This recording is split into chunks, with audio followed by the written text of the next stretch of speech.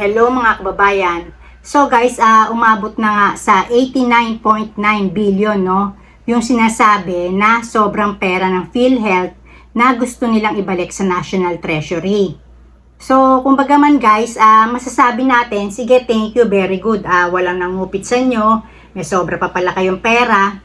Pero guys, no, masasabi kong yung mga nasa PhilHealth, mga inutil, wala silang magandang plano para sa mga mamayang Pilipino na mga members nila. Kasi guys, biruin nyo, ang laking pera nun. Sobra-sobra para mas mapaigi mo pa yung serbisyo ng PhilHealth dun sa kanilang mga members. Tapos yung mapaganda pa yung mga sistema ng serbisyo at lumawak yung range ng mga serbisyong maibibigay sa mahihirap na miyembro. Ibig kong sabihin guys, napakalaking sobra no na ang 1 billion ay 1 million na 1 million. 90 yun. Diba? 89.9. Tapos pag sinoli mo sa National Treasury, kumbaga man magagamit na rin yun sa mga iba pang mga projects ng gobyerno. Samantalang para sa inyo yan, diba? Imagine niyo to guys kunyari, ang magulang, ang pinaka yung gobyerno, diba? Tapos may kanya-kanyang mga anak, diba? Binigyan ng mga kanya-kanyang kaperahan. Parang yung mga sangay ng gobyerno, PhilHealth, diba? Tapos yung sa mga projects na halimbawa pang DPWH, yung mga build, diba? Tapos yung para sa edukasyon, budget doon, diba? Tapos halimbawa ba, hindi nagastos nung anak, no? Dahil hindi nga siya yung isang anak, kunyari si PhilHealth, no? Hindi niya nagastos, ibig sabihin dahil nga hindi siya yung, kumbaga man, hindi niya ginamit sa kung saan yun, bagkus talagang na-secure niya, no? Ibabalik ba niya yun sa niya, tatay, magulang niya, para yung tatay na naman niya, i-distribute na naman doon sa ibang mga kapatid niya. Diba hindi dapat ganun? Alam nyo guys, no, hindi nag-iisip tong mga miyembro na itong mga executive ng PhilHealth. Alam nyo bakit? Kasi guys, alam nyo sa ibang bansa, napakaganda ng mga serbisyo nila. Meron na libre na chemo, may libreng dialysis. Kumbaga man yung pag may sakit ka, talagang meron kang peace of mind na ikaw ay magagamot, no? Nasa Diyos na lang yung pinaka final say kung hindi ka pa gumaling dyan sa mga nila, mga libreng pakimo nila, pa-dialysis. So, ibig ko sabihin, itong mga kapwa natin, ang daming mga nangangailangan ng serbisyong medikal. Marami dyan na talagang may problema ng mga kidneys.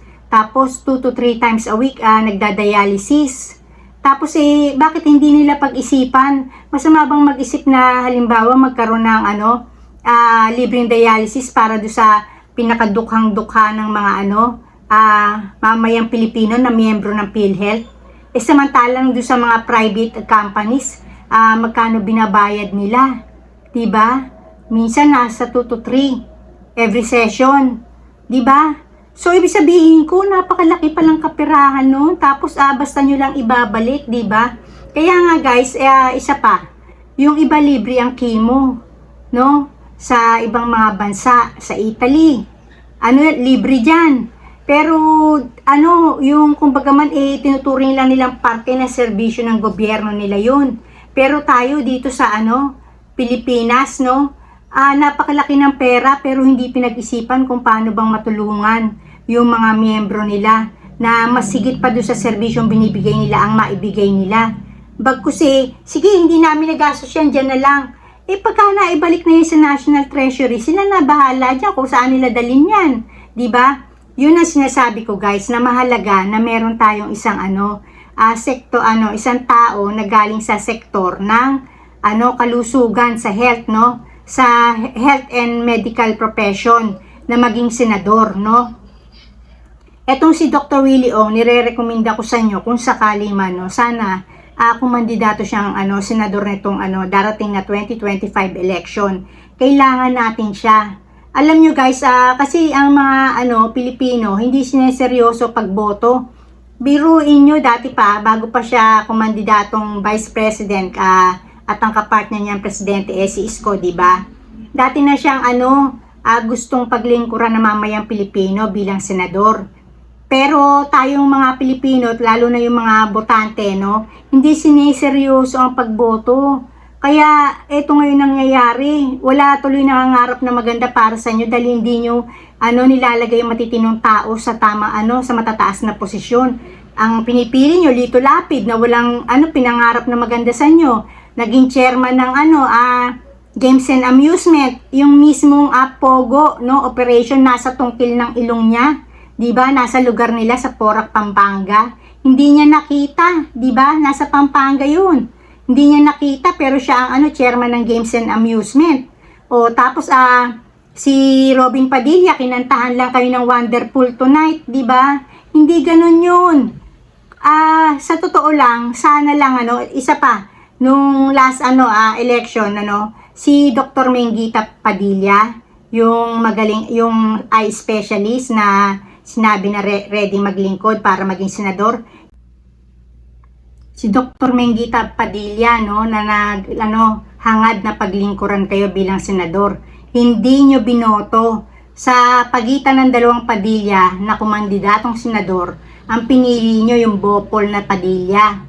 Pero itong matalino, na maaari sana kayong matulungan, lalo na dyan sa problema ng PhilHealth na yan, kung binigyan nyo ng boses, maski si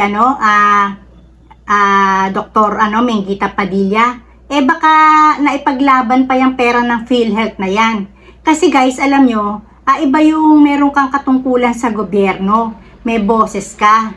Kaya nga ang pinipili para ilagay dyan, yung talagang may malasakit sa bayan, may kaalaman, nangangailangan ng talino. Hindi pwedeng bopo lang inilalagay bilang senador. Ilalagay nyo yung mga taong mas matalino pa kayo. Ano mapapala ng niyan? Pilipinas, di ba? So eto guys, yung pondo ng PhilHealth umabot na. Inakyat na to sa Supreme Court na mga concerned citizens, na gustong pigilan itong pag-transfer ng pondo sa National Treasury. So, bali, ang mangyayari, nasa Supreme Court ang final say, kung nga ba, pwede ba na mapigilan yung pag-transfer ng PhilHealth funds, Kasi pera yun ng PhilHealth pera yun ng mga members nito na kumbaga man may monthly obligation, kahit sabihin mong quarterly, mga ganyan, di ba? Pero mga membro sila na nagko-contribute ng pinaghirapan nilang pera. Tinaas pa nga yung premium di ba? Yung monthly na binabayaran, di ba? So, kumbaga man, sana lang, wag galawin. Hayaan dyan yung pondo. Tapos, mag-isip tayo, ano ba magagawa nating mas maganda pang serbisyo para sa mamayang Pilipino ng mga miyembro natin. Dahil napakaraming problema, kung talaga mag-sit down kayo. Kayo, yung tawag dito, parang brainstorming. Kailangan nyo siguro na pumunta sa yung kumbaga man parang team building. 'Di ba? Mag-isip kayo. Nasaan yung pondo? Tapos kahit na sabihin nyo gumastos kayo sa team building nyo, at least sana magkaroon ng resulta na may mas maganda pa kayong maibibigay para sa mga miyembro nyo. At yung pondo nyo, huwag nyo ipamigay ng basta-basta. Sa mga miyembro nyo yan, may kanya-kanyang budget ang gobyerno. So, hayaan nyo sila sa problema nila. Yung pera ng PhilHealth, huwag nyo pakialaman, So, ayun lang guys, dito na lang ako and blessings, blessings everyone. Bye!